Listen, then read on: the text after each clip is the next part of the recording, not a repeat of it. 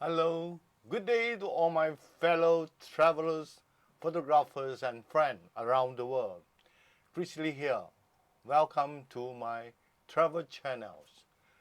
In today's episode, I'm going to share with you a very unique piece of my travel history to one of the Southeast Asia country. Now, the name of this nation is the Kingdom of Cambodia, and is usually referred as Cambodia only. All right. This trip of mine is done in the year 2007 and in the month of September. It was an impromptu travel journey without any prior planning and also my first and very last backpack journey that done in solo. One of its kind, different from all my previous travel style. Right? Now, as a journey took place in the year 2007, thus all the images that I'm sharing with you today were of 14 years old. I believe all these images no longer reflect the current situation of Cambodia, but it does give us a better understanding of the Cambodia past, all right? A valuable piece of travel document for Cambodia. Okay, to begin with, right, I will then request you to look at this map. Now, Cambodia is located in a region widely known as Indochina that classifies under Southeast Asia. A nation surrounded by three other nations, namely the Thailand on the west, Laos on the north, and Vietnam on the east, while the south is coastline fronting the Gulf of Thailand. Just a preview of today's travelogues. I will cover my travel journeys in the capital city, Phnom Penh. Many street seen at the downtown of the city. Now let's look at the map again. You will spot a large lake at the middle of this nation. This lake is known as Tonle Sap Lakes and is the largest freshwater lake of Cambodia. Now before I begin, let's get to know more about these beautiful Indochina nations. Cambodia is a Southeast Asia nation and the official name of this country is Kingdom of Cambodia. A developing nation and Buddhism is the state religion which took up approximately 98% of its 17 million population in the year 2021. Okay, now among the 17 million of populations, right, camels, the origin took up about 97%, and of the official language of Cambodia is Khmer. Currently, about 25% of its population live in the urban area. Now, the official currency of Cambodia is rial, and the US dollar is widely accepted and used in daily trading in this country, and are mainly used by tourists. The currency exchange rate, right, is from Malaysian ringgit to Cambodian rial is approximately $1 ringgit to 1,000 rial. Now this is useful for Malaysians, right, who are keen to travel to this part of the world in the near future. On the Cambodian climate, it's always good to know that you have to take into consideration of the regional climate and weather when planning a trip to Cambodia or to any part of the world. Now, travel in wrong season could seriously upset one trip. Now, how is the climate and weather in Cambodia? Cambodia is classified under the tropical rainforest, and it has a fairly consistent daily temperatures with very little seasonal change. There are only two types of climate variations, namely the dry and the wet or monsoon season. Now, dry season start from December, right, till April, and wet or monsoon season start from May to November. March to June are much warmer months in general. Right? You can visit Cambodia in any time in a year, but December till February are the best recommended months to travel as it's much cooler and dry. Now, let's look at the arrow as shown, the map again. Look at the map again. Please take note of the red arrows, which is pointing to a city located just next to the confluence of two rivers, the Tonle Sap River and the Mekong River. Now from here, these two rivers merge and form a single river, and with a different name known as the Bassac River. The river continues its journey and flows southwards before entering to a neighbor nation, Vietnam. It is time now for us to explore the city of Cambodia, Phnom Penh. So Phnom Penh is the capital city of Cambodia. It's located next to confluence of two rivers, namely the Tonle Sap and Mekong River at the southeastern region of Cambodia. Now, Phnom Penh is the most populous and the largest city in Cambodia, with a population of around 2.15 million in the year 2015. There are quite a number of interesting spots to visit in this city.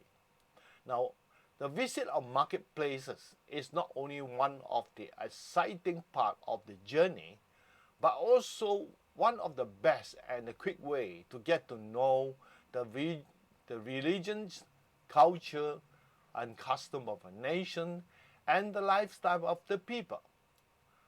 Recommended marketplaces to visit during the day is none other than the Central Market and the Russian Market.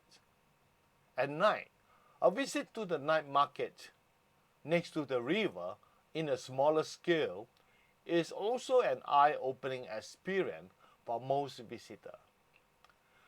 So let us begin our yesteryear tour of the capital city. Now, the current images is showing possibly one of the oldest central market in Phnom Penh as well as Cambodia. Now, the market's building is almost century old. Located in the old town district of Phnom Penh, the market building is a large dome-shaped roof structures linked to four ancillary buildings or wings.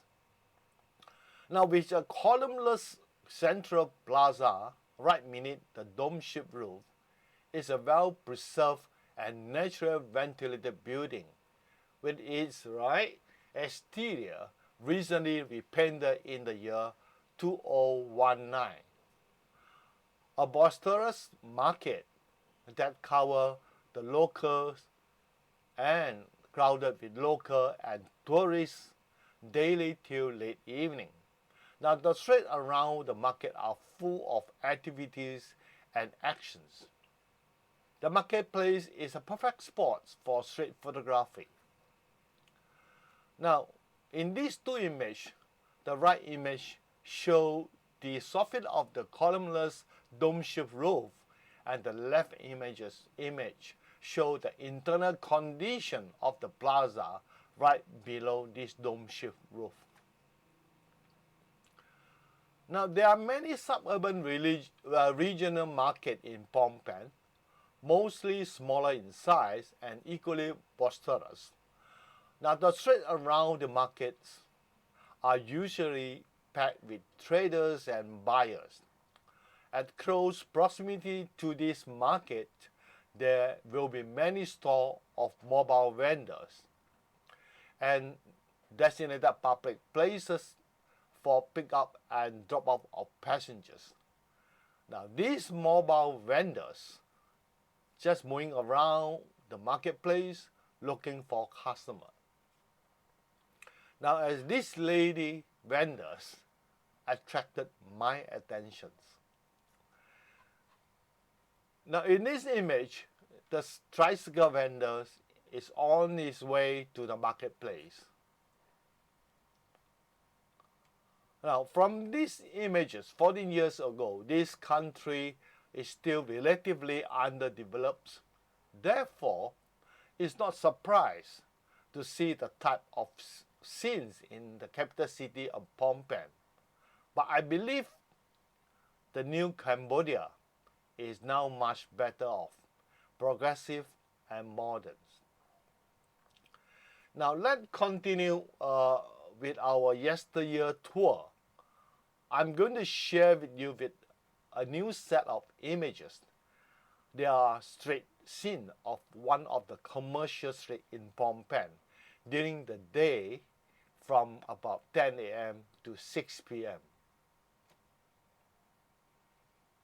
Now, between the hours of 10 till 4 p.m., during our working days, the streets were still relatively free of traffic, less crowded, and almost deserted, except some passing by bicycle, motorcycle, tricycle, and some pedestrian, which I'm sharing with you now. Alright? Here, a handicapped person on a tricycle. It is another street scene. Now in this image, this person is an ice cream vendor. He is now how his mobile store was constructed. He used an ice box, drill a hole on the box covers, big enough for him to place his whole container of ice cream through the hole into the box. Right? Left the top part of the ice cream container exposed above the ice box cover, so that he can access to the ice cream by opening the container cover. Right. Now, from here you can see that from there he can scoop up the ice creams for sales. Now the empty space between the ice box and the ice cream container will then fill with ice as to keep the surrounding temperature low, in preventing the ice from melting. You know, what a creative way that have created by them. Now, another images here. In these images and the next few images are showing a mobile hawker or food or snack store. Right, the hawker was selling roasted banana. Anyone of you have tried before? Right? But this was the first time I came across a store selling roasted banana as a snack. Now, the snack seemed, right, to me, that is very popular among the locals. I'm not sure whether we still could find this roasted banana in the modern Cambodia today, after a lapse of 14 years. And of course, this image, the same image of the store, a close-up one.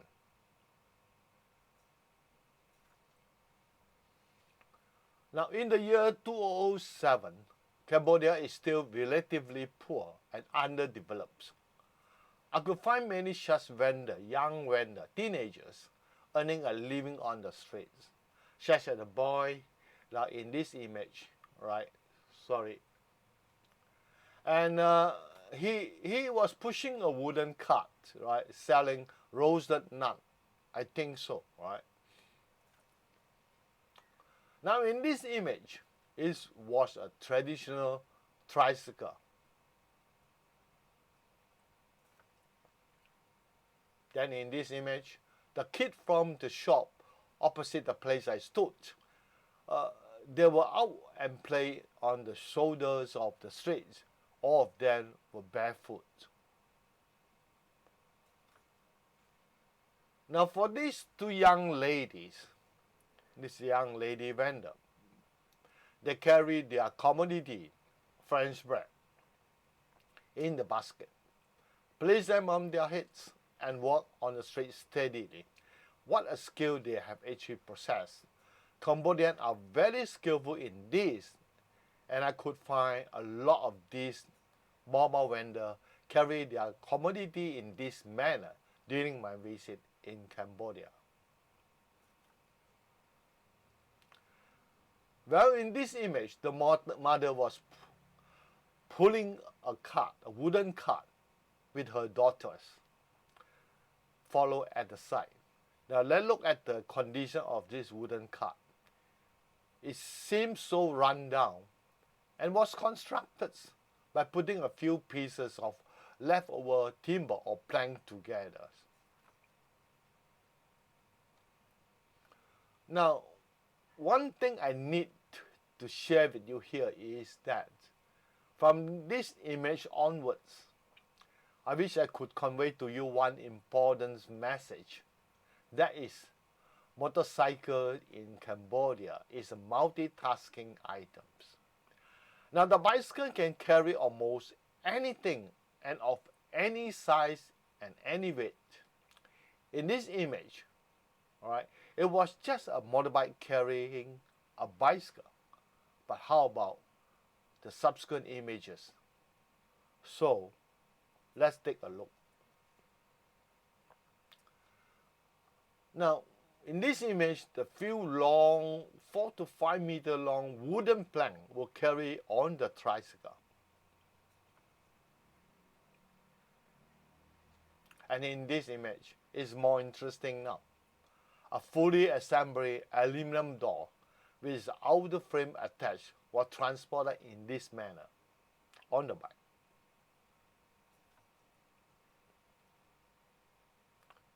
Now I would like to share with you on how this motorbike has been used so fully and thoroughly in Cambodia.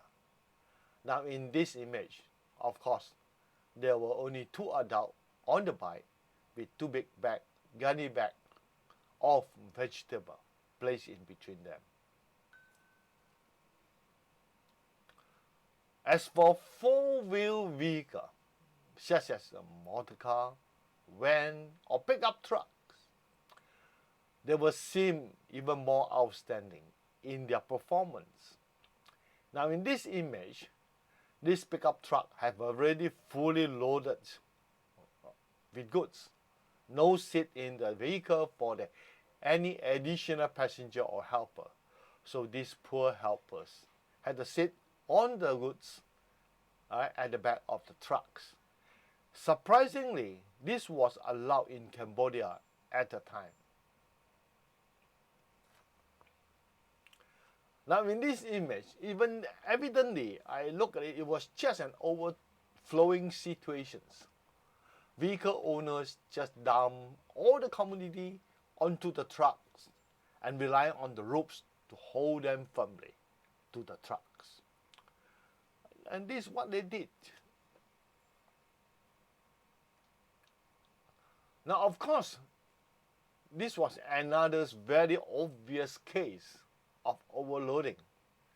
Everything was up on the truck, including the helpers.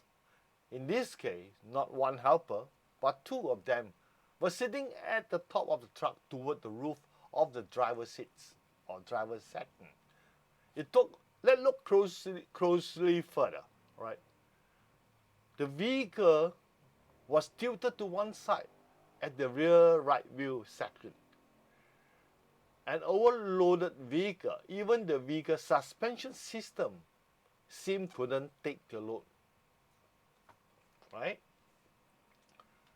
And in this image, this was another similar instance to the previous image. And likewise, in this image, all these lorries will carry extraordinary loads and volume of goods in Cambodia.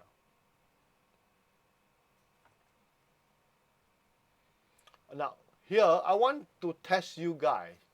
Now, could you tell me what is what will happen? What is the maximum number of passenger that a low capacity, or you use called low CC bicycle, motorcycle of an unmodified motorbike can carry? Like we always call Honda Cup in Malaysia. You guess. In this image, of course, this is the most user seen found around anywhere in the world, right? There is one passenger or two passengers per bike, between it allowable or allowed capacity. But let's see all the subsequent images I'm going to share with you. Now in this image, two adults with a teenager, not too bad. It's still very common in developing nations. Now, we have two adults with two young kids. So the number of carrying passengers was gradually increased. In this image, it was three adults and one young kid.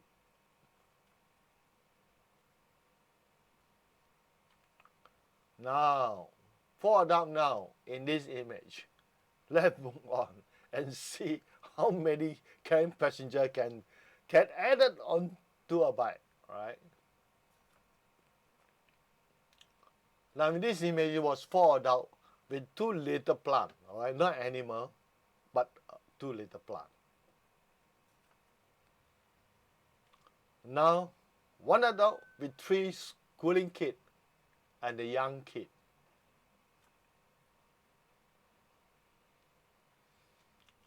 And then we have three adults with two young kids. And let's see the next image. Now this image was with three adults and two schooling kids. In conclusions, do you agree with me that motorbike in Cambodia was a super vehicle for the local in the year 2007, not now?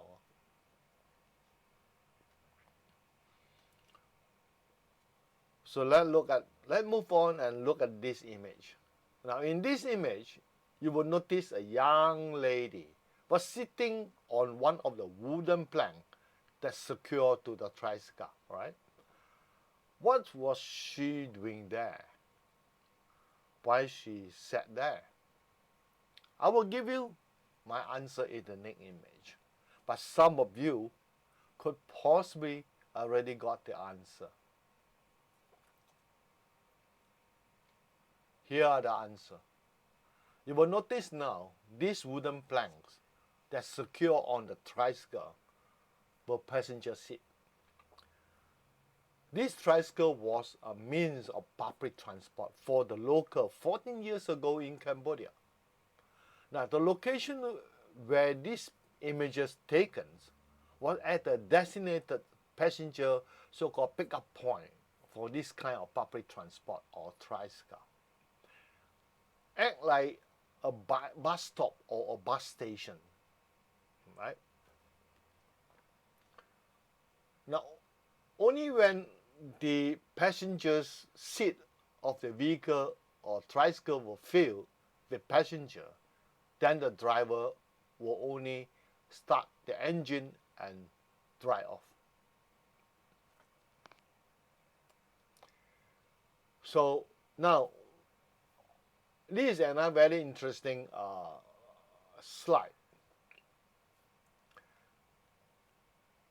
You may be surprised by these images. You may ask, how could it happen? Under a normal size vehicle, just a sedan car, as shown in this image, right? How many adults could you squeeze within the car seat? Well, it's 6 to 7, 8. But I did understand in Malaysia, some rural area, they did squeeze a lot. They squeeze in quite a number of them. Here in Cambodia, they'll do something different. This image is a fine example of how Cambodian increased the passengers carrying capacity. Right. This was the reason why I spent almost my entire days just stood at one corner of the street trying to capture all these street scenes while I'm in Cambodia, in Phnom Penh. This was another form of public transport in Cambodia.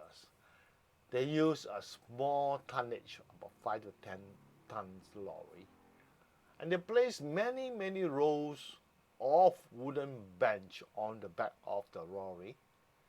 Now, the benches were then filled with passengers, and this image actually was taken right immediately afterwards, right, and the lorry was packed with right many passengers eager to get homes, right, and they were packed in such a way just like a canned sardine fish.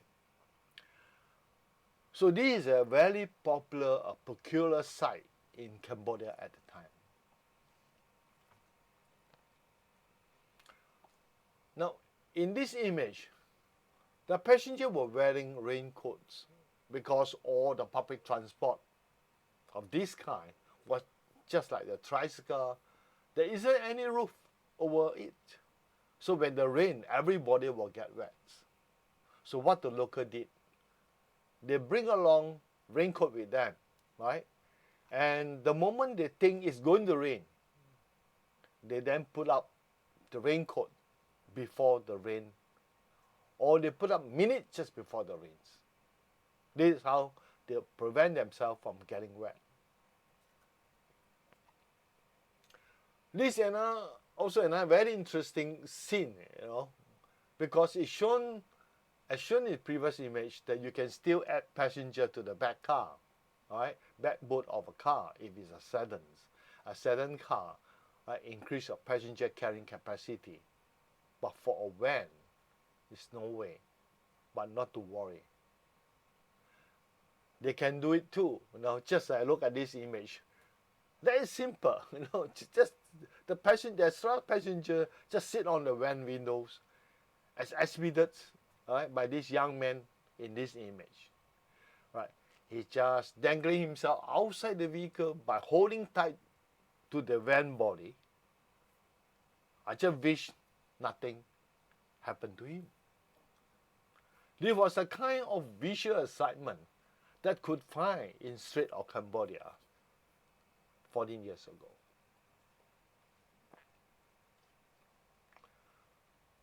I would ask you, have you ever eaten drunken chicken? Not the type of oriental dish or cooking with where chicken was cooked with wine added, right?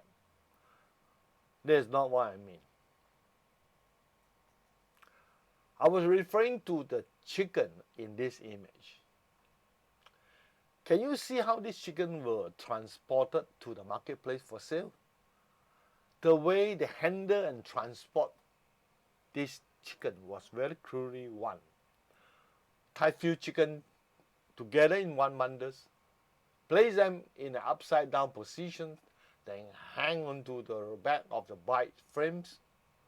I'm quite certain by the time this chicken arriving in the marketplace, with all the jacking and shaking along the way, I'm certain these chickens were not in good conditions. And I classify them as the drunken chicken of Cambodia. And in this image, right, the chicken were in a better position or condition if compared with the previous image. At least the chicken were not all in upside down positions. Although they were tied together and stacked on top of one another closely, the only concern here was the chicken that at the lower section will definitely suffer. But anyway, I believe the condition of the chicken in this image are far better than those in the previous image. So before I end my street photography in Phnom Penh, at the place where I stood for almost a day, which was a construction site, of a bank undergone renovations. I met this young boy. He was searching in a pile of construction debris. I asked him, "What are you looking for?" He told me that he was looking for those cut, short-length electrical wire. He was trying to salvage the copper content of the wire and exchange them for money. So this image indirectly reflecting the economic condition, standard, and cost of living of Cambodia in 14 years ago. I wish this boy, a young man now, are in a better position. And finally, the last few images. This image and the next image were both taken right from my hotel window in one of the evening, overlooking Phnom Penh, down district. And from these images, you can notice that not much high-rise building at the time. From my observation, the highest building that could be seen at the time not exceeding 10 story, or rather we say 30 meters to 100 feet in height. So there is generally an overview of the condition of the yesteryear of Cambodia capital, Phnom Penh, in the year 2007. And of course, here end my travelogues to this yesteryear Phnom Penh. And of course, I need to thank for the same old saying that and if you are entertained and you like my travel channels, please support by subscribing, share, and give me a thumb up. Of course, it's important for me. Lastly, in this pandemic, please stay safe and stay strong. See you guys next week in my next episode of my travelogues to the countryside around Tonle Sap lakes and river of Cambodia. It will be a very exciting journey of mine, and probably also to you, to the countryside of Cambodia in the year 2007. And bye.